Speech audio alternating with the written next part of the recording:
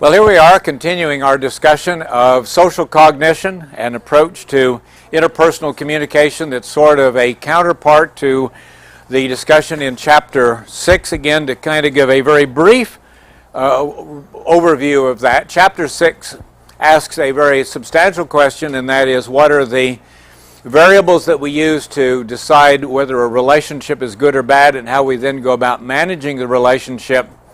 And certainly related to that, but also independent in terms of the body of literature, what we ask in Chapter 7 is, how do we come to know one another? How do we get to know who each other is? And also, to some extent, how do we present ourselves to other individuals so that we are perceived in a way which we would like to be perceived, typically in some way that benefits us? We work in a very broad question that ties back to our persuasion theory, and that is that what we like, we see a value, we want to keep, we want to foster, we want to maintain, and what is not seen positively, we may want to end. We try to go toward positives and we try to avoid negatives. And if we can get our screen up, we're now moving to a theory which we have hinted at before. I don't know why that doesn't come up. View full screen. Okay. Here we go. You're going to get a chance to be on camera here. We will get it. I swore that I would be as incompetent as possible to test to see. I'm just teasing. All right. Oops. Now we're back to having to search for this again.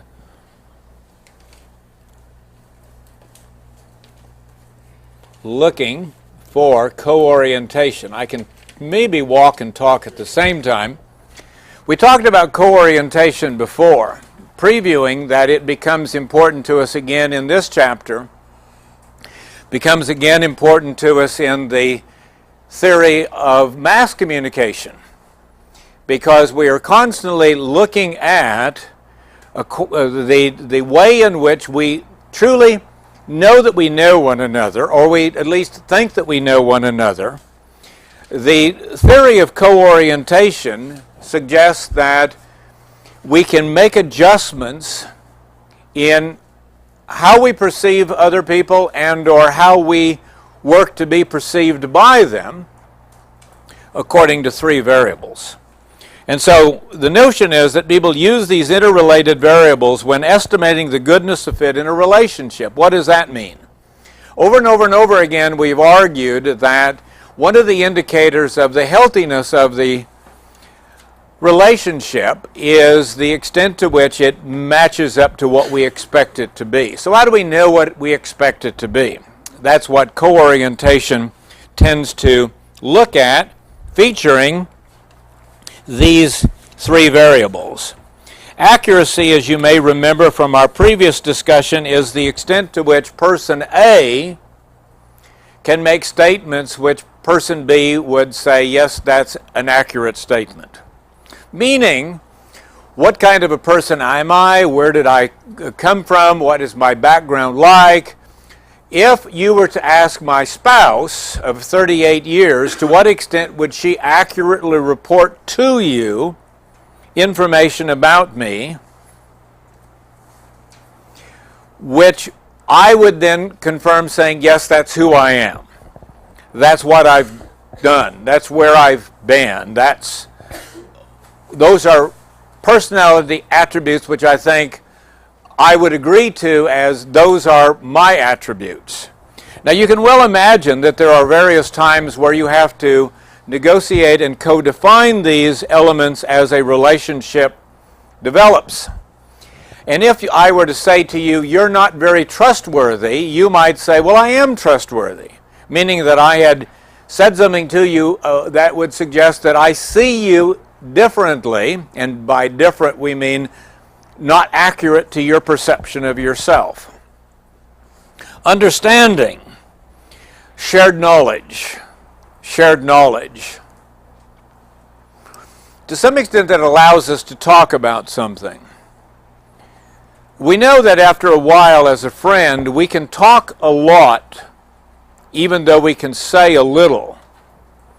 If it sounds familiar to you, to be able to say, well, you know Jennifer.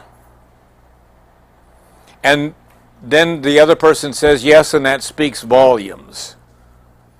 You say, that would mean a lot between you and that person, but I don't know Jennifer. I don't know who she is or what she is, etc., etc. You see what I'm getting at? Understanding. As you get older, one of the things that I've found becomes a part of conversation is this sort of shared malady. I did da-da-da-da-da. Yeah, I know. I feel the same way. I understand it because I experience it. Does my 4-year-old grandson know what it's like to be getting older? No, I mean, get down on the floor and play. Me getting down on the floor and play is not fun. Let's play up on the table, because getting down on the floor, then I get down there and I begin to groan and my knees begin to crack and all of this kind of stuff, and it's not fun down on the floor. But for a 4-year-old or a 2-year-old, whoa, that's really great. Let's get around and roll around and wrestle and all that kind of stuff. Oh, no, let's don't. Do you see what I'm getting at? Understanding. Understanding means that if I say something in a relationship, you know what I'm talking about, which is different than accuracy, although it presumes accuracy. And thirdly, satisfaction. Thirdly, satisfaction. If you were to say to me, I don't like you because you're untrustworthy, that would assume that we both knew what trustworthy was, the characteristics of trust, and that we both knew that I had not exhibited those characteristics of trust. Because most people don't like individuals that are not trustworthy. So we're not satisfied. You have to become trustworthy for me to like you. Satisfaction is a liking dimension. Satisfaction is a liking dimension. In our favorite show, Cupid, one of the fellows competing to be one of the 20 contestants to become this young woman, Lisa's boyfriend, perhaps husband, and get $1 million, said, I want to be your Latin lover. And the reaction to this guy was a burst of laughter. He might have been a Latin lover. Accuracy, they might have understood what Latin lover meant, understanding, but they didn't see that as appealing, satisfaction. And in a sense, you see, in a relationship, it's their choice, not my choice, not your choice. It's what makes them comfortable. So the notion of co-orientation as we carry it along is that we can test the quality of relationships based upon the accuracy that exists in the relationship, the understanding that exists in the relationship, and the degree to which people are satisfied or dissatisfied by what they see in each other. And I emphasize the notion of seeing because part of the notion of co-orientation is the extent to which I know who you are. And we talked last time about even having that being positively or negatively biased, even including things like stereotypes. And sometimes that can be very bad to be stereotyped. Sometimes it can be very good to be stereotyped, and we'll talk more about that as we go along. Are there differences in the way in which individuals by degree of sensitivity perceive one another? There is a lot of literature that suggests that individuals vary in the degree to which they are sensitive to one another. And individuals with higher sensitivity are better at making attributions. Now, one of the things that I did over the last weekend is I went to New Orleans. Some of you have been to New Orleans. You go to Jackson Square, and there are people who are high sensitive communicators interested in making attributions for money. What are those people called? Fortune tellers, folks. Now, some of you may believe that they really know how to read your fortune. I'm willing to argue that they are sensitive communicators who are good at reading characteristics about the person who is about to fork over $20 to be told something. And I have a good friend, a fellow that is an academic from New Zealand, who loves these people. I rather look upon them more as a matter of amusement or annoyance, but he shows up because what he likes to do is to see the extent to which, among other things, he can even mislead them. I think it's a heck of a lot of money to pay just to see if you can out-trick somebody. But he goes away saying she was pretty good, she was not pretty good, he was pretty good, he was not pretty good, the notion being. But one can argue that the ability of these readers has to do with the extent to which they are sensitive attribution makers. Does that make sense? See what I'm getting at? Because what they do is they look at you. They look at all kinds of characteristics, and they may be able to read your face and the character that you exhibit in your face and your age and something about you because of your apparel, maybe the way in which you hold your hands, whatever it might be.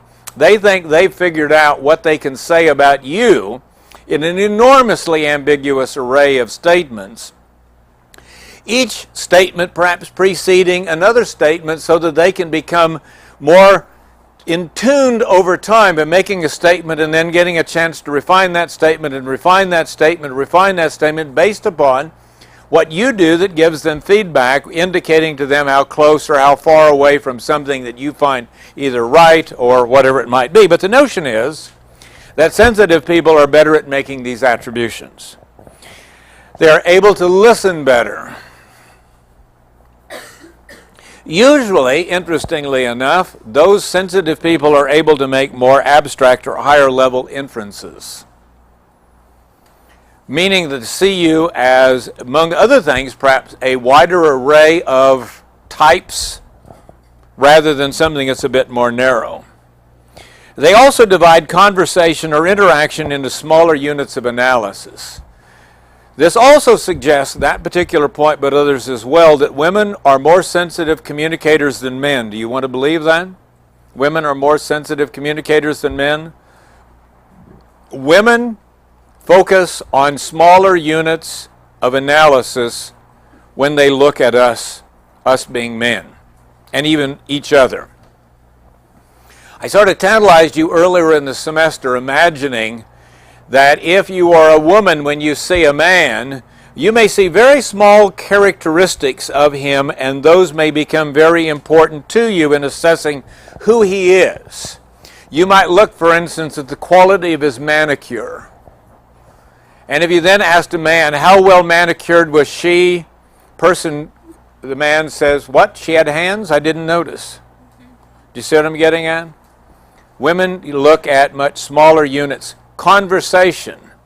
We look at a conversation in a much larger array of statements. We had a good time visiting, I might say. The woman says, we talked about these, and on these points we agreed and disagreed. Well, that may be true, but you see, what I'm getting at is that women typically are more sensitive communicators exhibiting some of these characteristics. They divide conversation, interaction into smaller units of analysis. One of the problems that we'll talk about this when we get into communication accommodation is that men have a harder time adapting to women's communication expectations because women have different expectations than men do. They see conversation differently. So when we talk about men are from Venus and women are from Australia or whatever that pop book was about, to some extent it's very true. We are socialized differently, and it is possible that women have different perceptual patterns than men do, genetically, for a variety of reasons.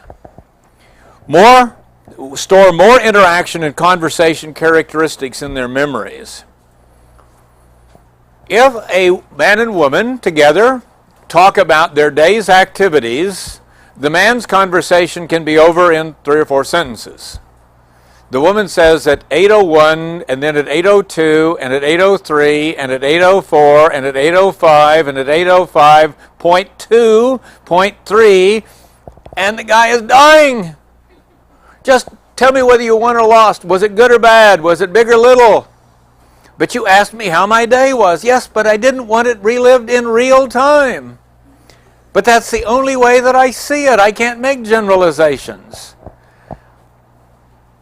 You see what I'm getting at? Women see all of this in more fine detail, which then means that there are going to be inherent differences as we perceive one another and as we interact with one another. They store more interaction and conversational characteristics in their memories.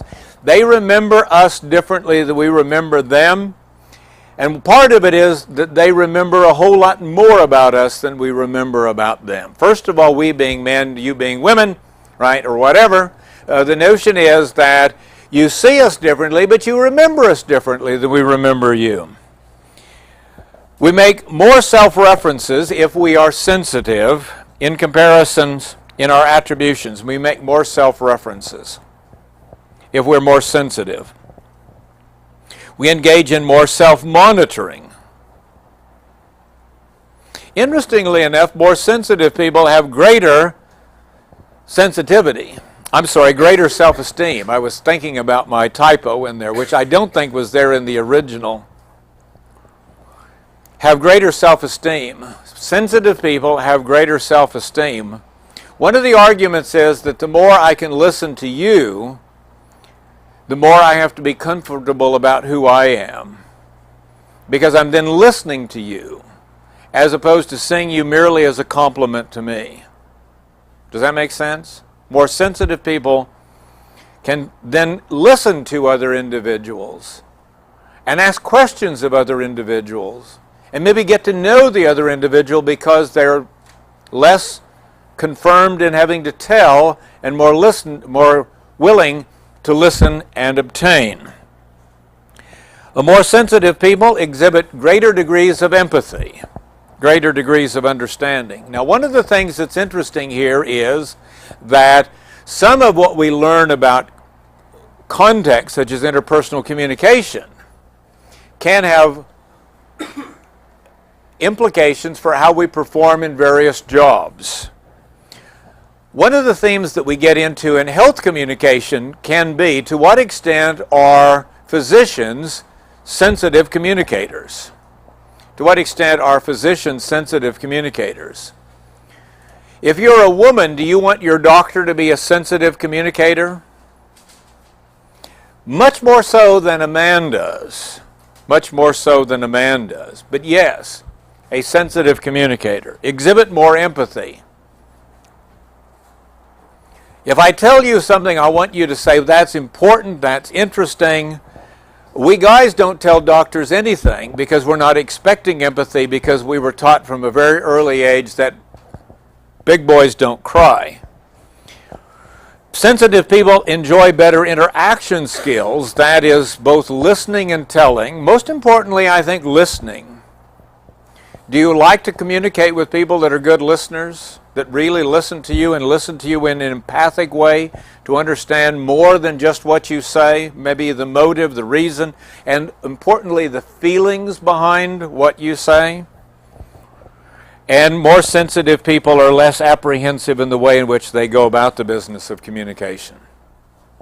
Well, it says something about us, and it suggests that, again, this fits into the category, the broader category of social cognition, because we know at the end certain people are better at this than other individuals. And that can become important. When we recognize this, we have to be, among other things, perhaps more patient. Could we also ask whether people that are more sensitive also make better police officers and or interrogators? Do they make better journalists? Are they better able at asking questions? You see what I'm getting at? There are lots of factors here that can predict the extent to which you are likely to do well in a profession, if that profession is one that is biased positively toward sensitivity. There are all kinds of training programs in medical schools. They kind of come and go in popularity, trying to make doctors and nurses more sensitive. Now, what's interesting is that doctors are often trained to be less sensitive, and nurses are either trained to be more sensitive, or they are hired or stay in their profession because they are more sensitive. And there are some instances where physicians expect the nurses to ask a lot of questions, because nurses can get answers to questions which physicians may not be able to do. Among other things, because there are sometimes a status difference. Well, anyway, uncertainty reduction theory. One of the big components of all of this is that we come down to the notion, it's a theme that we introduced in chapter on information, and it is that we don't like uncertainty. One of the assumptions that we make then in interpersonal communication is that we seek information about the other individual for whatever self-interested reasons or other interested reasons that we may have in mind that motivate us to get to know the individual. In a sense, that's what we're really talking about, is getting to know one another here. To a point, and I say this because is it true that we often don't want to know everything about the other individual? There are some ambiguities we would rather like to have. To a point, we seek to reduce uncertainty to the degree the uncertainty is uncomfortable. Getting to know others entails uncertainty reduction. Now, for whatever reason you have to become interested in getting to know someone, to the extent to which you think there is uncertainty, then there is motive to get to know the other individual. Now, one of the themes about stereotyping, which is always hovering around this notion, is if my stereotype of another individual is sufficient and perhaps narrow, I then make no effort to get to know the individual because my stereotype can account for all of whom they are, even if my stereotype is terribly inaccurate. But we know that happens, doesn't it? We know that the stereotype can be so powerful, so explanatory, that we never let the individual have any opportunity to tell us who they really are. Well, uncertainty is uncomfortable and therefore motivational. It occurs when there is lots of information or lots of ways to interpret the information. If there is in dating behavior some ambiguity out there, do we work to try to reduce that ambiguity? I remember one of the questions that was asked in the preview leading into the chapter on interpersonal communication relational. One of the class members said, "Why does the guy take so long to call?" Is that a factor in estimating the degree of liking? I would say perhaps so. And then I remember somebody saying, "But the phone rings on both ends. Why don't you call?" But it's obvious that sometimes the protocol is, well, if I call, that's telling you something about myself, and then you have to reciprocate in a way to tell me something about yourself. And again, what are the social or what are the dating customs here? What kinds of rules? Are we still talking about rules imposed upon interpersonal communication? What rules are operant? Given the fact that we also know that at various times in dating behavior there can be a substantial amount of lying going on. And I don't say that in a negative sense. It's just that we're trying so hard at times to be so positive, to be seen as so positive, that we do things with that incentive, but it distorts the sense of who we actually are. And then at some point we have to work from that strategic impression management that gets you to perceive me different than I may really be. But I guess the notion is that for some period of time I want you to see me so positively that when you see me negatively you will forgive everything that's really bad about me. Occurs when there is lots of information or lots of ways to interpret the information. Greatest when people want to predict outcomes, increase predictability. Do bosses do that? Why does the behavior of an employee change? I want to know the answer to that. I may have a counseling session. I may have a appraisal interview session with an employee because their behavior has changed and I would like to know why that behavior has changed. That can be a workplace issue, and we'll see that possibility again in the next chapter after the examination. Increased by the knowledge that people can act in many ways and that they know that various interpretations of these can be quite different. Well, when we think then about encountering somebody, we have various phases or stages of that interaction. We have entry phases, don't we? And to some extent, this calls us back to the notion of disclosure. What do I disclose early on in our encounter? What do you figure out about me early on in our encounter? Do you remember our discussion of primacy effects and recency effects in persuasion theory? To what extent do the first cues that you notice in a meeting influence the way in which other cues are interpreted during that interaction? Do the first cues that I focus on influence everything else? For instance, if you meet somebody who is substantially old, to what extent does their perceived age influence everything else that you focus on, or their perceived youth influence everything that you focus on. If you announce that you're a college student at the entry phase, to what extent do people then interpret everything about you based upon that? See, that's one reason why I hate to be known early on in a meeting of somebody as a college professor.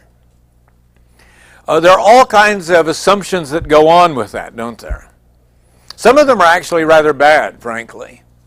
And then it means that I have to deal with these sort of stereotyped impressions that I know are carried along, etc., etc. The personal phase, where we get to know one another perhaps more, and whether that becomes positive to the relationship or negative to the relationship. And then the exit phase and even the leaving phase.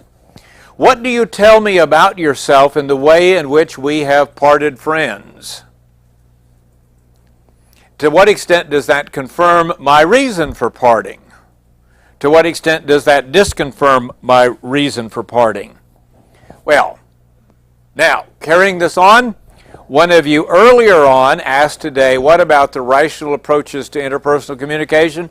Continuing that notion and working on the notion that we are hypothesis testers, whether we're naive or not, as I engage in interaction with you, to what extent do I try not only to make sense of you according to some hypotheses that I test, but is it possible that I actually create statements that are designed to see how you respond to those statements as a way of revealing to me who you really are?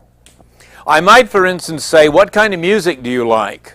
Is that a very loaded question? Does the answer to that amount to a lot as to who you think I am? Do you see what I'm getting at? You are working out of a set of hypotheses, for instance, and during the interaction, my reaction or my interaction with you is looked upon, in a sense, proactively to test this hypothesis, even to the extent that you may be working on the assumption this is really a boring person and a boring conversation, and I'm just desperately thinking of the way in which I'm going to end this.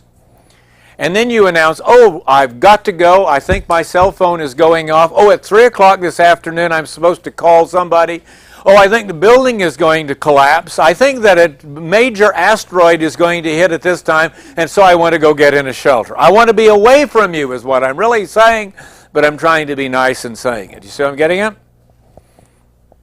Proactive. Now, what happens if you figure somebody out and then you tell somebody, well, I was visiting with so-and-so the other day and I found so-and-so to be really, really X. And the person says, that's interesting. I've never seen that person that way at all. Ever had that kind of a conversation where you may have a different impression of someone than somebody who perhaps you like or know or admire might have? Do you then have the tendency to go back through the conversation? Are women different than men are in this regard? Yes, because I talked about sensitivity, didn't I?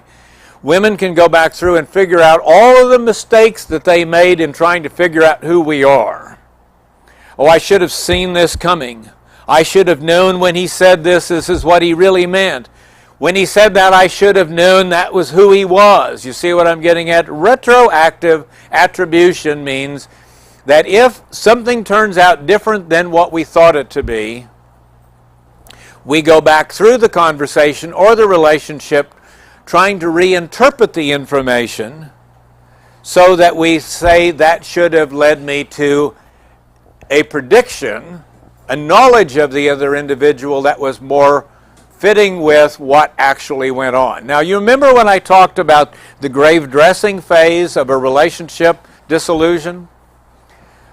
How much retroactive attribution goes on there? Well, I should have known when, I should have known when, I should have interpreted this, I didn't see this as much as important now as I should have.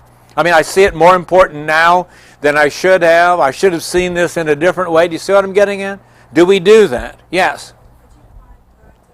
Proactive is where we're actually making the attributions, largely trying to figure out, according to these hypotheses that we're developing, whether this is a person that we like or not, a conversation that's worth maintaining or not, or whatever it might be. Same thing can be true in a job, right? You're in a job interview, and during the job interview, do you say to yourself, this is a company I'd like to work for, this is a person that I would like to work for, right? Now, after something has happened, typically after one interaction or a series of interactions, or maybe a long marriage even, or a long employment relationship, things turn out to be dramatically different than what you had wanted, expected, or hoped for. And the notion is that we then can go back through what happened and try to figure out why what happened happened. Because is it not true that we like to think that we're pretty good at figuring all of this out and seeing as we go along?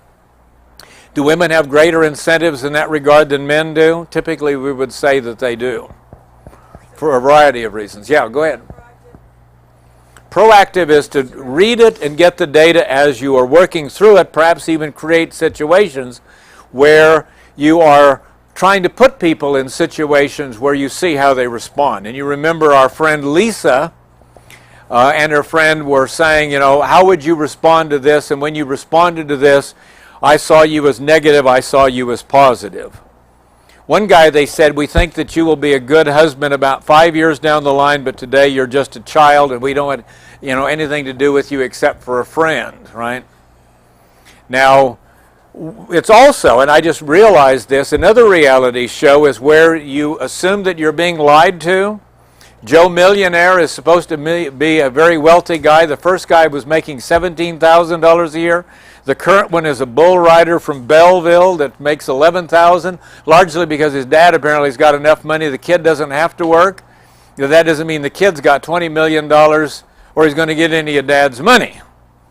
But he's out there, and they said one of the reasons, and this is why I love reality television, one of the reasons they picked him was because he's a good liar. And secondly, they had to go international because by now, almost every woman in the United States has heard about this show if she's got any smarts at all. And do you really want just the dumb ones? And the assumption is that you're just about to be suckered into something where in front of the whole world you're conned. Now, how many of you want to show up to do that? Well, some of you might say, I'm better at it than this guy is. I get the $1 million and, you know, that's all of it. But the producers have also figured that one out and, you know, make you stay for a long time. It's like your punishment for being a fool is to win. But retroactive is where we try to make sense of this after and go back through it and try to give some meaning to it.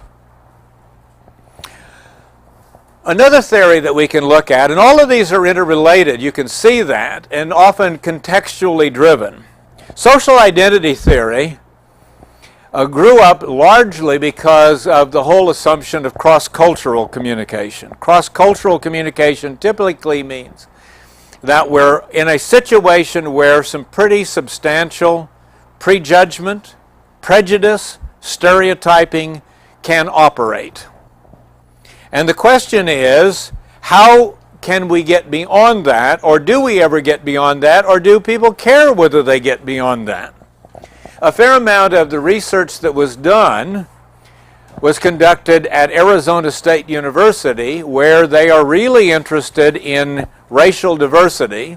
Arizona has a very large Native American population, and one of the realities of the Native American population is that various of the Native American groups don't necessarily like one another. One time, I could go on in a lot of stories of that sort, but having lived in New Mexico, I will tell you that people, although they are called Native American, may not like other Native American groups. There are prejudgments, prejudices, and stereotypes that are several thousand years old, where the rest of us are just dealing with stereotypes that are a couple hundred years old or so. But the notion of social identity is that to some extent I communicate with you based upon my identity and your identity. My understanding of your identity, my understanding of my identity. How do I identify myself? One of the realities that became increasingly important to me, as I have now taught since 1963, is that every year you are the same age and every year I am 1 year older.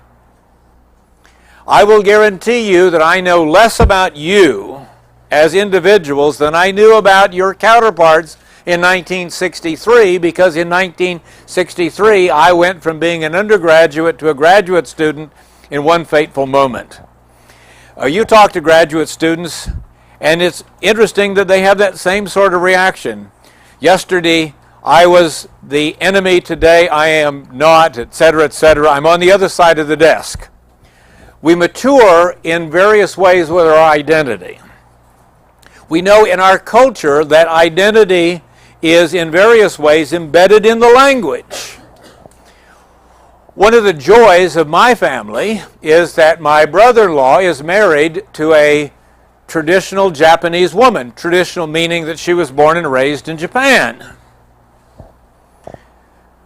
In our society, particularly given the 60s, when we said never trust anybody over 35, I don't know why they picked 35, but they did, we did, the notion of age and age reverence all of a sudden came to a screeching halt. Not only were you not supposed to like anybody over 65, you weren't supposed to trust anybody over 35. Well, to what extent do you trust older people? To what extent do you like older people? To what extent do you trust younger people? To what extent do you like younger people? So you see, the identity issue is not just gender, or it's not just race, or it's not just ethnicity, but it can be any of those kinds of global factors. And so when we talk about issues of diversity, and we like to talk about that a lot, don't we? Diversity, what does that really mean? In one sense, it has to be that I'm not only comfortable with my multiple identities, and isn't diversity the assumption that we have multiple identities or multiple components to our identity? I am of a particular race, I am of a particular kind of faith, I am a particular economic category, I am of a particular occupational category. I'm a lot of things, aren't I? And to what extent does that make my identity, who I am? And to what extent do I see you as, and so forth and so forth and so forth, right? So in one sense, the notion is that the identity each of us enters a relationship with predicts the quality of interaction in cross-cultural relationships. The identity each of us enters a relationship with predicts the quality of the interaction in cross-cultural relationships. If I don't like older people, am I likely to respond to you differently if I think you are categorizing me as an older person? If I am self-conscious about my age? If I am one to put myself down by being in that category? Or do I have to feel comfortable? Well, back to my sister-in-law, who is Japanese. What does she think about older people? She loves older people. There is literally in her society a worship of older people, a worship of ancestors. These people are very important to you because you are their product, and you honor them for that particular reason. And we know that in society the opposite can happen, even to the extent that we have some extraordinary circumstances where young people kill their parents because they don't like their parents. I mean, that's pretty extraordinary, it seems to me. Certainly it is numerically, if not morally. Well, let's see what happens then. The ways in which we make attributions cross-culturally, cross-identity, if you would, can be affected by whether individuals see themselves as, that should be an as representative of demographic groups. You might remember the other day when I was talking about the young people from the University of California at Berkeley who were at least identifiably of two races, and they were interviewed, and one person said, I get so tired of being asked which of these boxes to check, and I think he said that he could be in 3 boxes. He said, what I want to put down is other, called poodle. What do you know about me by knowing what boxes that I check? What does that say about me, you see? And I guess the point is he knew what he was representative of, but he knew how maybe shallow sometimes that representation was, how narrow, how off-putting it could be. Who am I as an individual, not just as a representative characteristic of any sort.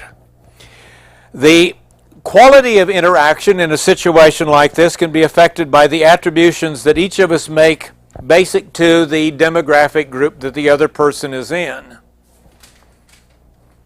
Now it's interesting, if I were to ask each of you as part of your class activity, go spend a long day, and I will guarantee you it will probably, to most of you, seem like a long day, in a rest home interacting with various people there. Very few of you will come away saying, I enjoyed dealing with these people. And I say that because that's one of the demographics. Now what's also problematic is where you have gone from being a young person with an older member of your family who was altogether rather interesting, rather clever, rather imaginative.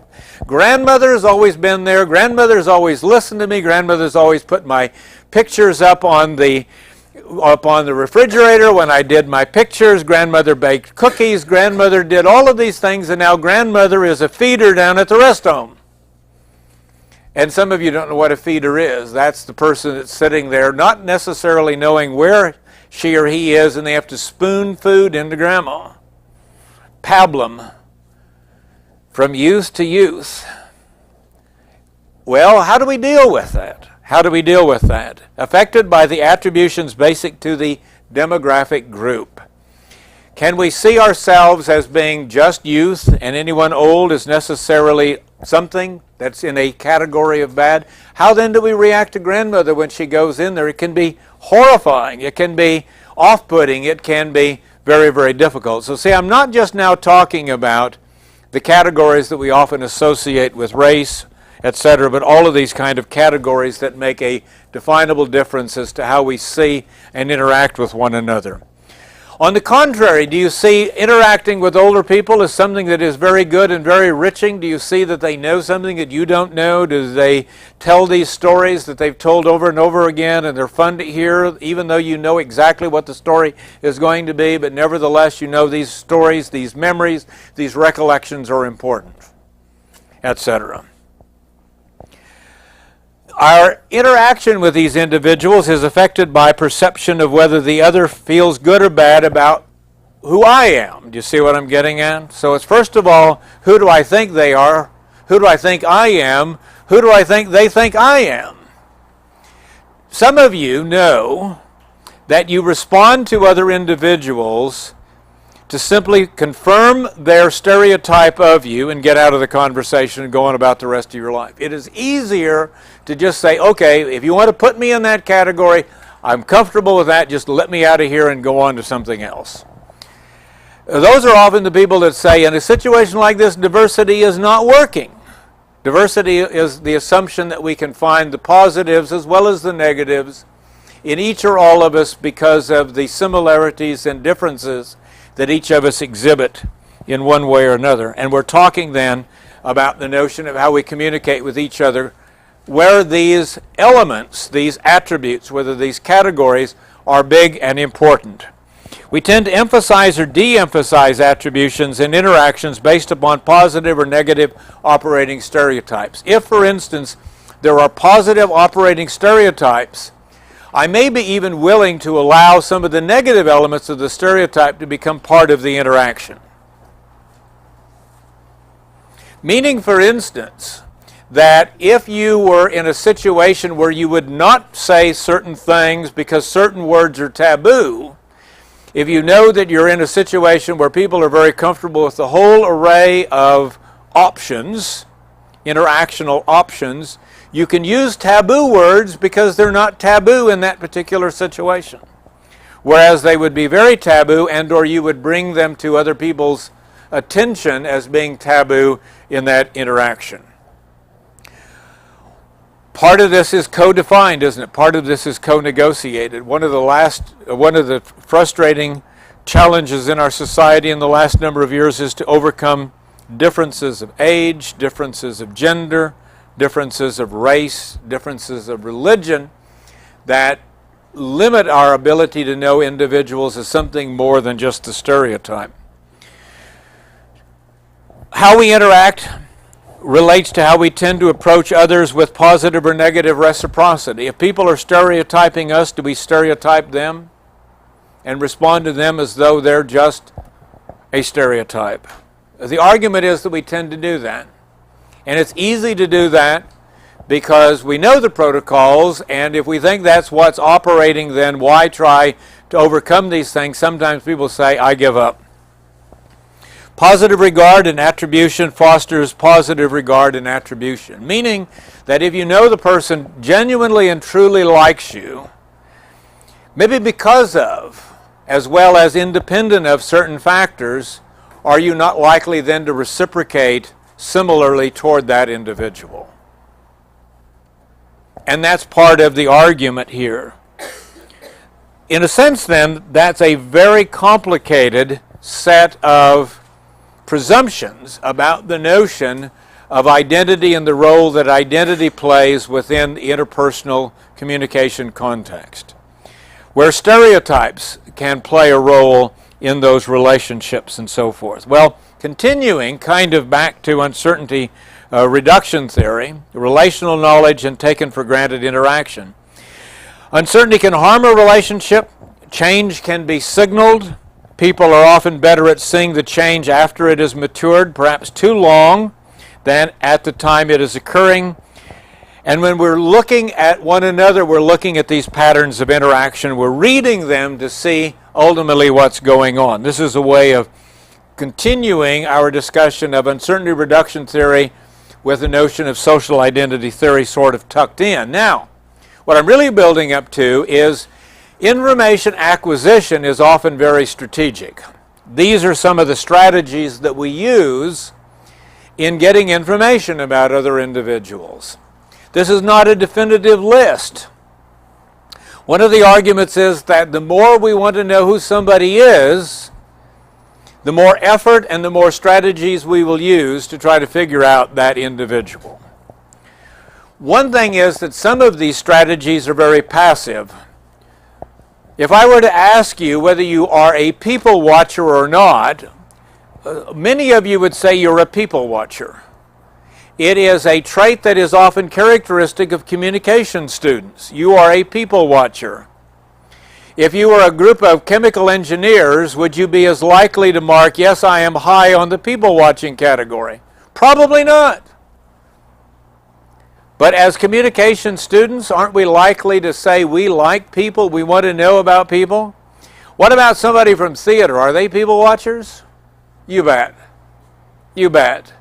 Part of what they want to know is how do people act, how do people behave? Passive consumption of information about people is simply watching them. Simply watching them.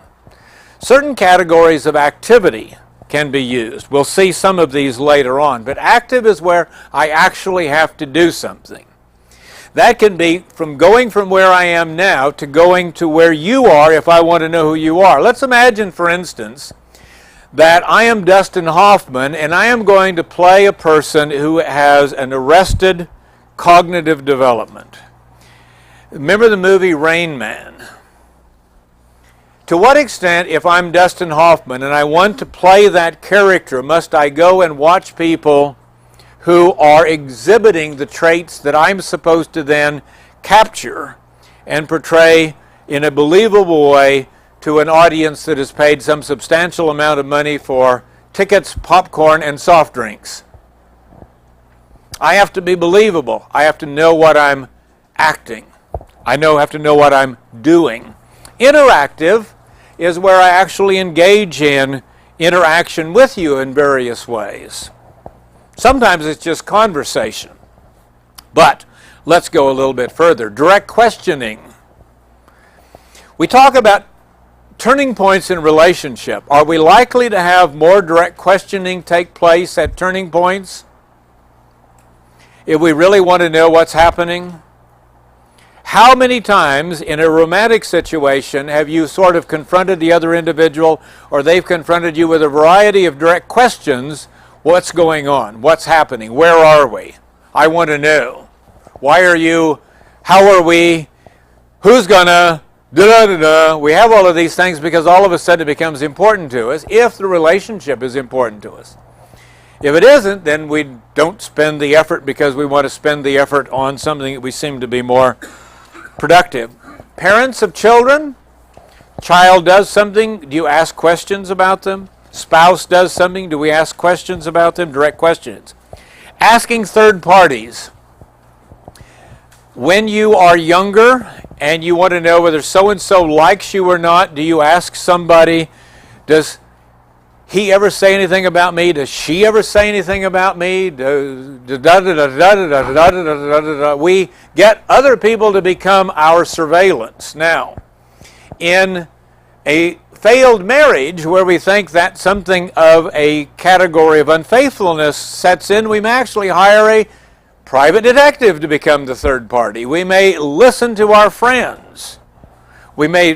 One of the things, I guess, that is the most treacherous is to never be unfaithful when an enemy is around. Now they have a real incentive to use that information as power, right? Third party. To what extent will a good friend mask the truth to protect a relationship? You see what I'm getting at? Attributions, friendships, information. Trial intimacy moves. In a romantic situation, give you a 10-carat diamond ring and say, will you marry me? And you look at me and say, for 11 million I would, but you're just 1 million short. I'm just teasing, right? But aren't there all kinds of offers in a relationship to sort of test the degree of the relationship? Trial intimacy moves. Well, we talked about nonverbal communication, various kinds of touching and so forth can be a part of this. Taken for granted behaviors, even sometimes jokes and hints. I'm your boyfriend, aren't I? Oh, I'm not? So you correct the statement by announcing to the world, not on my worst day, right? So I have to test these sorts of things. Endurance tests. I mentioned this before. If you want to know whether that person really loves you or not, figure out what they dislike most in the world and ask them to spend a whole day doing it. If you really love me, you will let me make all of the selections in life with the channel selector.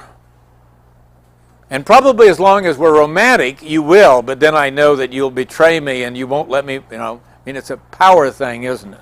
Right? Let's go to a quilt show. My wife this morning was in town. We came back from Louisiana where I gave a paper yesterday. Quilt show in town. I mentioned it to her. I'll bet you she shows up at the quilt show. If I had known that I was going to be with her today, instead of teaching at the university, would I have told her about that stinking quilt show? I've been married for 38 years and I ain't going to put up with no quilt show. An hour in a fabric store to me is worse than an hour in any other condition that I can imagine. That is an endurance, right? For her birthday last year, out in the country at the antique weekend, I gave her 1 full day of going around looking at antiques. That's how much I love that woman. To me, a day spent rummaging through other people's junk is just dreadful. But it was her birthday, and I said, this is your birthday present. And the amazing thing is, she knew how valued that birthday present was. Because she knew how much I hated, endurance tests. And we check people, don't we, with endurance. Will you put up with all of this nagging? Do you love me that much? Do you put up with all of this? Well, if we ever got up how to dump a guy in 10 days, you would see endurance tests. Jealousy tests. Jealousy tests. You want to see whether somebody likes you, go out and try and make them jealous. What if you try to make them jealous and you find out that they show no jealousy? What does that tell you? Aha! Now we've got its counterpart called the fidelity test. What are the risks of introducing your boyfriend, girlfriend to your most attractive best friend? Is there some risk at that? And what's worse is then to leave them alone and go over and hide behind the potted palm and see what they do. Jealousy test, fidelity test. The point is that we have an infinite array of these. And it's interesting to imagine that women have more of them than men do. Theory 1174, communication accommodation. If I want to be seen as likable by you, is it likely that I engage in communication interaction styles that I hope are seen as demonstrating liking? Does that get complicated? People tend to show liking or disliking and seek to be seen as likable by convergence or divergence in response patterns and interaction patterns. Have you ever talked to somebody that you have a lot of regard for and realize that after a while you may begin to take on their nonverbal pattern? That they nod their head, you nod your head, and you say to yourself, why am I sitting here nodding my stupid head? If I am interviewing you and you want to work for me and I lean forward, are you likely to lean forward as well? If I speed up, are you likely to speed up? If I slow down, are you likely to slow down? The notion is that interaction patterns are a way of demonstrating convergence, divergence. Remember that theme that we introduced a long time ago? Convergence, divergence. And if I want to be seen as likable, I converge towards you with interaction patterns which you exhibit. If I want to be seen as unliked, dislikable, dislike you, I may then diverge in my communication pattern. One of the assumptions is that I demonstrate liking by indicating that I listen to you. Now, if I really want to fight with somebody, can I say something like this? Adolescents sometimes do, don't they? When our parents say, are you listening to me? We say, why? Were you talking to me? Yes, you have a question. Oh, it's not up? I'm so sorry. Could we get that back up? I'm sorry. There we go. People tend to show liking or disliking, seek to be seen as likable or dislikable by convergence or divergence in response and interaction patterns. Competence and planning, to be seen as a competent partner and relational partner, meaning that we can demonstrate our competence by making an adaptation to somebody, dress for success. I want a job, I show up, should I dress in a particular way? If I want a job in a investment banker's office, am I likely to dress differently than if I want to get a job in a rock and roll band? If I'm an artisty kind of person and I want an artisty job, am I likely to show up in a three-piece suit? So you see what I'm getting at. It isn't just, in a sense, the norm, it is the situational norm. What would be seen as desirable communication skill within a given situation? One of the courses I teach allows students to interview one another. And one of the students that was doing the interviewing is a giggler. And the person that she was interviewing, who likes her, even though she's in a different group, became a giggler. I'm a giggler if you're a giggler, if I want to work for you enough. You see what I'm getting at? Communication accommodation. The theme is that I demonstrate liking by taking on communication patterns which I assume you like, you see as favorable, because you engage in these. And I'm not mimicking you, because if I really want to mimic you, I can do that. But that's a divergence, isn't it? And we do that when we're teenagers. We go, yeah, right? And our parents catch us and we say, well, you're only my parents by sheer accident. If I'd had to pick you, I would never have picked the two of you, or the one of you, or the whatever it might be, right? You think just because you raised me to this point that you own me and that I have to behave in ways that you see. I mean, part of the whole notion of adolescence is divergence. We have to show our independence so that we can, as quickly as possible, become totally independent of our parents, not wanting any kind of financial support or any other kind of, oh, wait, did I say financial support? No, I just want to be able to do anything I want to do, but I don't want to get too far away so that you forget to pay my credit card bills. Now, I haven't gone that far. I'm not that angry with you, right? Perception matching. To what extent am I likely to indicate that I like what you like? If I go into your office, you're interviewing me for a job, and I see pictures up there of a wife or husband and 2 children, am I likely to say, what an adorable family? Just beautiful children. Oh, they're somebody else's? I've got a friend in England who has this golden retriever that he literally puts on his website. We're all worried about him. Danny worries us because we're not sure that anyone should have that much fondness for any dog, particularly a golden retriever. Identification and affiliation. To what extent, if I'm talking with you, do I have to engage in talk, which is that sort of familiarity talk? You know, I call it geezer talk at my age, geezer talk. When I was a boy 122 years ago, and when you were a boy 122 years ago, that's geezer talk, right? And we do that. It's a way of saying, here we are, this is our state of life, and I like you enough to engage in this with you, and so forth and so forth, and it may not be much more than the weather's good, but the weather was good yesterday, and the weather will be good tomorrow, but we have to stop and talk about it because, in a sense, that's geezer talk. The notion of a communication accommodation is we show liking by knowing what the kinds of nonverbal and conversational topics are appropriate or inappropriate, and then we engage in convergent behavior to demonstrate our liking and our desire to be liked. And then we can also engage in divergent behavior to demonstrate disliking and a desire to be disliked.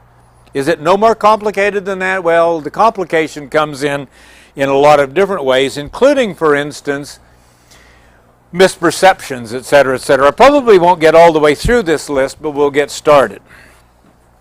Part of the notion of convergence, the desire to be seen as likable because I'm doing what you are likely to see as positive, comes about because of my desire for approval. It may also have something to do to my sensitivity to interpersonal communication cues. It may also have something to do with the extent to which I perceive us to be similar in attitudes. I sometimes become more convergent in a conversation if I know the person that I'm talking to likes things that I do. Some array of conversation, da-da-da-da-da-da-da-da-da. Somebody mentions woodworking. Oh, yeah, I love woodworking. Let's talk about woodworking. Now you're my best friend. Before, moments ago, you were not. My wife would say, quilting. That's why, da-da. Okay? Social attractiveness. Are some people more socially attractive than others? Is it because they have better interpersonal skills, more likely to engage in communication accommodation? Communicator warmth. Desire for social identification. To be seen as a likable individual. You can also say to be seen as an employable individual, a desirable individual, all of those sorts of things. Convergence has several benefits. If I converge in a situation, am I more likely to be seen as intelligent and understood? Am I more likely to be seen as supportive if we agree? More likely to be predictable? Shared views and attitudes? Smoothness of interaction? We've got our ease of interaction concept back in there. Am I more likely to be seen as competent to the extent that I engage in communication that converges with your communication style? Am I more likely to be seen as an attractive individual and a warm individual? And more likely to be cooperative? If those are all the case, how many of those sound like employable attributes? How many of those sound like employable attributes?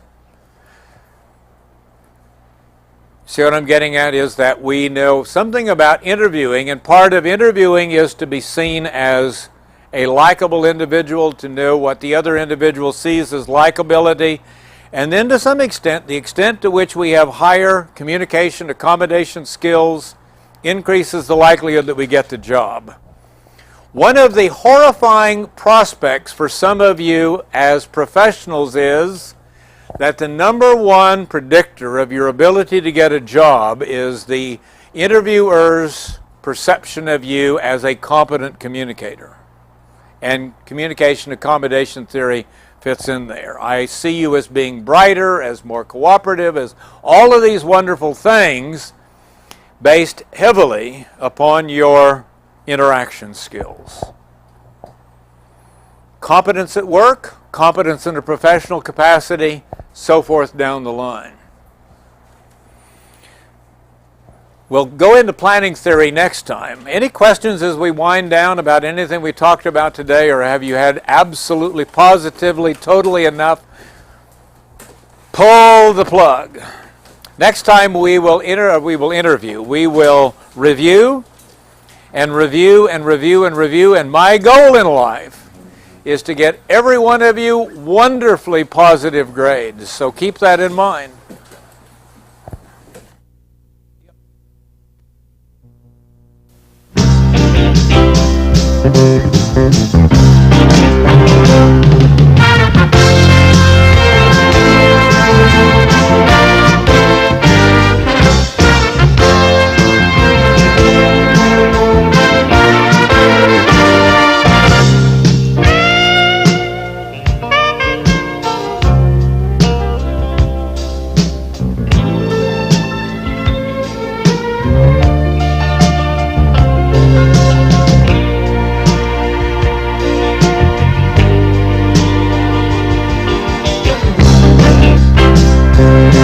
Thank you.